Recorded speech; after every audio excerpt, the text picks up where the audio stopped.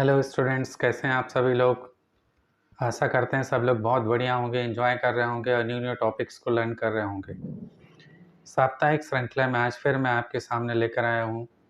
आज जो क्लास मैं लेकर आया हूँ वो है WBC, जिसे हम लोग वाइट ब्लड कॉर्पस्कल्स कहते हैं या ल्यूकोसाइट्स कहते हैं। इसके ऊपर आज का मेरी क्लास रहेगी। ये क्लास में स्टार्ट करूँ उसके पहले आप लोगों से एक रिक्वेस्ट है कि प्लीज़ इसे अंत तक देखिएगा और पसंद आए तो लाइक कीजिएगा, अपने ग्रुप में शेयर कीजिए और अभी तक आपने यदि सब्सक्राइब नहीं किया है तो प्लीज़ इसे सब्सक्राइब कीजिए और मुझे कमेंट द्वारा और लाइक द्वारा ज़रूर बताइएगा, जिससे मुझे एनर्जी मिलती है नए नए टॉपिक्स लेकर तैयार करने में। अब आपका ज़्यादा समय नहीं लेता और आइए मैं अपनी क्लास स्टार्ट करता हूँ। आज की क्लास में मेरा टॉपिक है वाइट ब्लड सेल्स और ल्यूकोसाइट्स, जिसे हम WBC भी कहते हैं या श्वेत रुधिर कोशिकाएं कहते हैं। Introduction. White blood cells, WBC or leukocytes are the colorless and nucleated formed elements of blood. Leuko is derived from Greek word leukos means white. जो श्वेत रुधिर कणिकाएं हैं, जिसे हम ल्यूकोसाइट्स भी कहते हैं, ये रंगहीन और केंद्रक युक्त फॉर्म्ड एलिमेंट्स होते हैं ब्लड के। और ल्यूको ग्रीक भाषा का शब्द है जिसका अर्थ होता है श्वेत। क्लासिफिकेशन या वर्गीकरण। Based on the presence or absence of granules in the cytoplasm, the leukocytes are classified into two groups. इनके साइटोप्लाज्म में ग्रेन्यूल्स की उपस्थिति और अनुपस्थिति के आधार पर इन्हें दो ग्रुप में डिवाइड किया गया है। Number 1, granulocytes which have granules.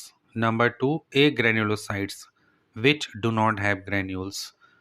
Granulocytes वे कोशिकाएं होती हैं जिनके साइटोप्लाज्म में ग्रेन्यूल्स पाए जाते हैं, और ए ग्रेन्युलोसाइट्स वे श्वेत रुधिर कणिकाएं हैं जिनके साइटोप्लाज्म में ग्रेन्यूल्स नहीं पाए जाते। Granulocytes. Depending upon the staining property of granules, the granulocytes are classified into 3 types. Number 1, neutrophils with granules taking both acidic and basic stains. Number 2, eosinophils with granules taking acidic stains. Number 3, basophils with granules taking basic stains. Granulocytes को जब हम stand करते हैं यानी उसको रंग करते हैं माइक्रोस्कोप में देखने के लिए, तो उनके रंगने की प्रकृति के आधार पर ये 3 प्रकार के होते हैं। Number 1, neutrophils. इनके जो ग्रेन्यूल्स होते हैं वो अम्लीय और क्षारीय दोनों माध्यम के स्टेन से रंगे जा सकते हैं, इसलिए इनको न्यूट्रोफिल्स कहते हैं। स्नोफिल्स ये एसिडिक स्टेन से कलर होते हैं। बेसोफिल्स ये बेसिक स्टेन से कलर होते हैं। Agranulocytes. Agranulocytes have plain cytoplasm without granules. Agranulocytes are of two types. First, monocytes. Second, lymphocytes. जो आकणिका में श्वेत रुधिर कणिकाएं होती हैं, इनके साइटोप्लाज्म में किसी भी प्रकार के ग्रेन्यूल्स नहीं पाए जाते और ये 2 प्रकार की होती हैं। नंबर 1, मोनोसाइट्स और number 2, lymphocytes. Normal white blood cell count. Total WBC count 4000 to 11,000 पर क्यूबिक मिलीमीटर ऑफ ब्लड। जो हमारे ब्लड में WBC की संख्या पाई जाती है सामान्य व्यक्ति में, स्वस्थ व्यक्ति में, वो होती है 4000 से 11000 प्रति घन मिलीमीटर रक्त में। डिफरेंशियल WBC काउंट, इसे एक टेबल के माध्यम से समझते हैं जिसमें हम 3 कॉलम WBC, परसेंटेज और उसकी वैल्यू देखते हैं। न्यूट्रोफिल्स परसेंटेज के रूप में 50 to 70% मिलती हैं और वैल्यू के रूप में 3000 to 6000 पर cubic millimetre of blood. स्नोफिल्स 2 to 4%, 150 to 450 पर cubic millimetre of blood. Basophils 0 to 1%, 0 to 100। Monocytes 2 to 6%, value 200 to 600 per cubic millimeter of blood, and lymphocytes 20 to 30%, 1500 to 2700 per cubic millimeter of blood. Neutrophils. Neutrophils, which are also known as polymorphs, have fine or small granules in the cytoplasm. The granules take acidic and basic stains. When stained with Leishman's stain, the granules appear violet in color. Nucleus is multilobed, 2 to 5 lobes. The diameter of cell is 10 to 12 micron. The neutrophils are amoeboid in nature. Neutrophils play an important role in the defense mechanism of the body. Along with monocytes, the neutrophils provide the first line of defense against the invading microorganisms. Life spawn is 2 to 5 days। इसे हिंदी में समझिए। Neutrophils जिन्हें हम पॉलीमॉप्स भी कहते हैं, ये बहुत सारे रूप रख सकती हैं। इनमें बहुत ही फाइन ग्रैन्यूल्स पाए जाते हैं इनके कोशिका द्रव में, और जो कि एसिडिक और बेसिक स्टेन से रंगे जा सकते हैं। जब हम इन्हें लीसमैन स्टेन करते हैं तो इसके ग्रैन्यूल्स वायलेट इन कलर में दिखाई देते हैं। इनका केंद्रक मल्टीलोब्ड होता है जिसमें 2 से 5 खंड होते हैं। इनका व्यास 10 से 12 माइक्रोन का होता है और ये अमीवाइड नेचर की होती हैं। इनका महत्वपूर्ण रोल है हमें डिफेंस मैकेनिज्म में सुरक्षा देना, और ये फर्स्ट लाइन मैकेनिज्म शो करते हैं। और इनका जो जीवन काल होता है वो 2 से 5 दिनों का होता है। स्नोफिल्स। Snophils have larger granules in the cytoplasm, which stain pink or red with eosin. Nucleus is bilobed and spectacle-shaped. Diameter of the cell varies between 10 and 14 micron. Snophils play an important role in the defense mechanism of the body against the parasites. During parasitic infection, there is a production of a large number of Eosinophils, which move towards the tissues affected by parasites. Eosinophil count increases also during allergic diseases like asthma. Eosinophils are responsible for detoxification, disintegration, and removal of foreign proteins. Lifespan is 7 to 12 days. Eosinophils के cytoplasm में भी बड़े आकार के granules पाए जाते हैं।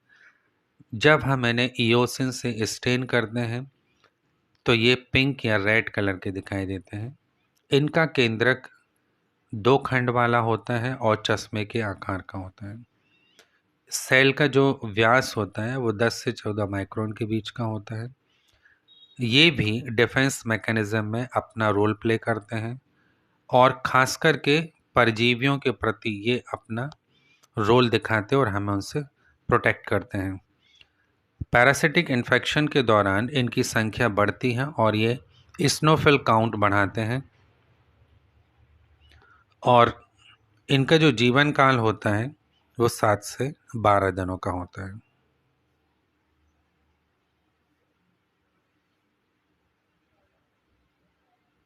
Basophils. Basophils also have larger granules in the cytoplasm. The granules stain purple blue with methylene blue. Nucleus is bilobed. Diameter of the cell is 8 to 10 micron. Basophils play an important role in healing process, so their number increases during healing process. Basophils also play an important role in allergy or acute hypersensitivity reactions. Lifespan is 12 to 15 days. Basophils के cytoplasm में भी बड़े आकार के granules पाए जाते हैं। जो ग्रैन्यूल्स होते हैं, यदि हम इन्हें मैथिलीन ब्लू से कलर करते हैं तो ये पर्पल ब्लू के दिखाई देते हैं। इनका न्यूक्लियस भी बाइलोब्ड होता है। सेल का जो आकार होता है 8 से 10 माइक्रोन के व्यास वाला होता है। ये हीलिंग प्रोसेस में अपना रोल प्ले करते हैं और इनकी संख्या उसी दौरान बढ़ती है। एलर्जी में भी इनका रोल होता है और इनका जीवन काल 12 से 15 दिनों का होता है। इस पिक्स को देखिए आप, जिसमें हमने पांचों सेल्स को रखा हुआ है। सबसे ऊपर न्यूट्रोफिल्स, मल्टीलोब्ड न्यूक्लियस और बड़े आकार के ग्रैन्यूल्स दिखाई दे रहे हैं। इस्नोफिल्स, स्पेक्टिकल शेप न्यूक्लियस। बेसोफिल्स, उसके नीचे मोनोसाइट और lymphocyte.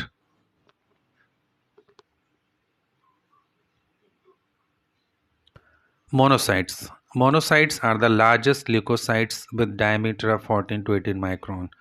The cytoplasm is clear without granules. Nucleus is round, oval, and horseshoe shaped, bean shaped, or kidney shaped. Nucleus is placed either in the center of the cell or pushed to one side, and a large amount of cytoplasm is seen. Like neutrophils, monocytes also are motile and phagocytic in nature. These cells wander freely through all tissues of the body. Lifespan is 2 to 5 days. Monocytes पूरे WBC में सबसे बड़े आकार की कोशिकाएं होती हैं जिनका व्यास 14 से 18 माइक्रोन होता है। इनके साइटोप्लाज्म में किसी भी प्रकार के ग्रैन्यूल्स नहीं पाए जाते। केंद्रक गोलाकार, अंडाकार या हॉर्शू शेप्ड होता है, जैसे नाल का आकार, या बीन शेप्ड होता है या किडनी का शेप लिए हो सकता है। इनका केंद्रक या तो सेंटर में होगा या किसी एक तरफ खिसका होता है, जिससे कि बड़े मात्रा में हमें साइटोप्लाज्म दिखाई देता है।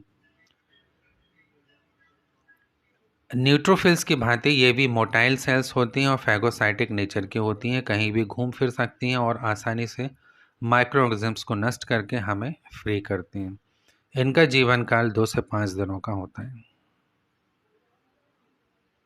Lymphocytes Like monocytes, the lymphocytes also do not have granules in the cytoplasm. Nucleus is oval, bean-shaped or kidney-shaped. Nucleus occupies the whole of the cytoplasm. A rim of cytoplasm may or may not be seen. Monocytes की तरह इनके cytoplasm में भी किसी प्रकार के granules नहीं पाए जाते। इनका केंद्रक अंडाकार, बीन शेप्ड या किडनी के शेप्ड का हो सकता है और केंद्रक पूरे साइटोप्लाज्म को घेरे रहता है, जिससे एक रिम जैसी रचना दिखाई देती है और नहीं भी दिखाई सकती। Types of lymphocytes. लिम्फोसाइट्स के प्रकार।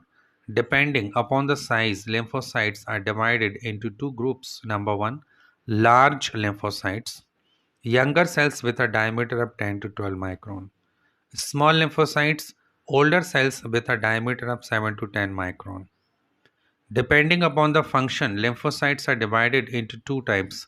First, T lymphocytes, cells concerned with cellular immunity.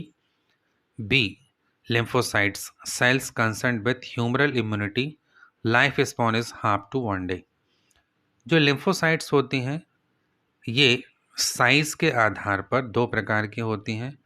एक बड़ी लिम्फोसाइट्स और दूसरी छोटी लिम्फोसाइट्स। बड़ी लिम्फोसाइट्स का आकार 10 से 12 माइक्रोन का होता है। छोटी लिम्फोसाइट्स का आकार 7 से 10 दिनों का होता है। इनके कार्यों के आधार पर भी इन्हें 2 भागों में बांटा गया है। एक टी लिम्फोसाइट्स जो सेलुलर इम्यूनिटी मेंटेन करती हैं और बी लिम्फोसाइट्स जो ह्यूमरल इम्यूनिटी मेंटेन करती हैं। Properties of WBC. डब्ल्यूबीसीज के गुण।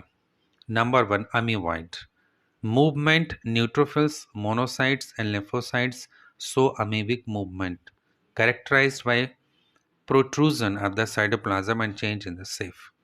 अमीबा की भांति ये भी अपना शेप बदल सकती हैं, मूवमेंट करती हैं, स्यूडोपोडिया का यूज करती हैं और फैगोसाइटिक नेचर की होती हैं।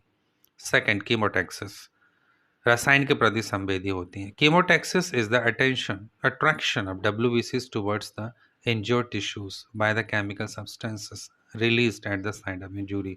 जब भी हमें कहीं भी चोट लगती है, वहाँ पर जो भी इंज्योर्ड टिश्यूज होते हैं उनके द्वारा जो केमिकल सिक्रीट करते हैं, उन केमिकल्स के प्रति अट्रैक्शन होता है डब्ल्यूबीसीज का, इसलिए इनके इस गुण को कीमोटैक्सिस कहते हैं। थर्ड, डायपिडेसिस केसिका पारण। Diapedesis is the process by which the leukocytes squeeze through the narrow blood vessels.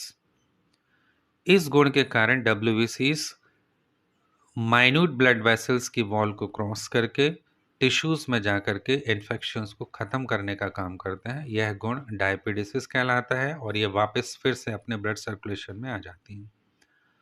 Last property, phagocytosis. Neutrophils and monocytes engulf the foreign bodies by means of phagocytosis.